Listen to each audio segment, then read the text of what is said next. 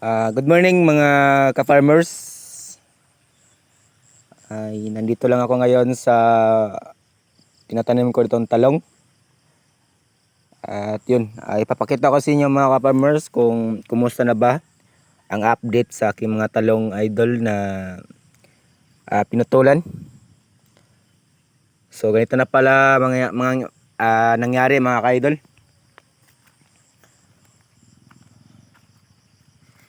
So okay na talaga siya. Nakadala talaga ng bunga at nakita nyo naman ay okay. So may 55% na maka-income naman tayo dito sa pamamagitan ng alaga natin. So kailangan talaga dito yung pangalagaan ito mga ka-idol, mga ka-farmers. Katulad ito. So pag may nakita kayong ganito na medyo umiikot, tinatanggal ko na lang yan mga ka-idol.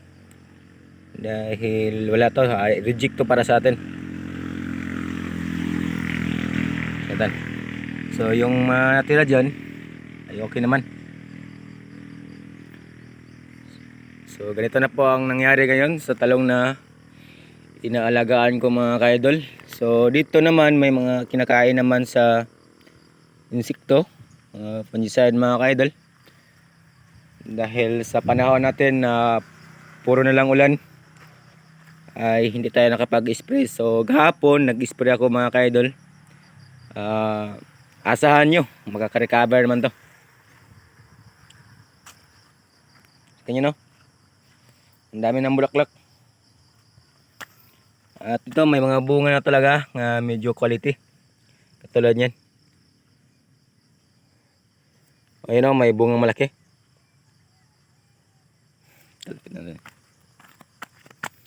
So ganito mga ka-idol, may mga bunga na.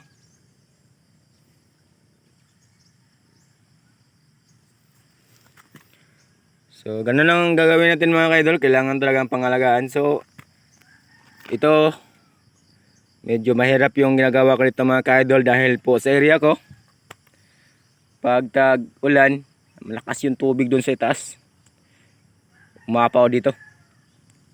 So ang ginawa ko dito mga ka-idol ay kinukalik ko yung lupa, tinambak ko sa puno.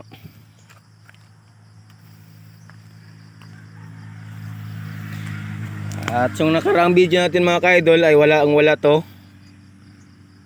At katulad nito mga ka-idol, ito, pag nagproblema kayo ng ganito mga ka-idol, may solusyon tayo dyan na parang kinakain sa yung vitamin sa dahon idol.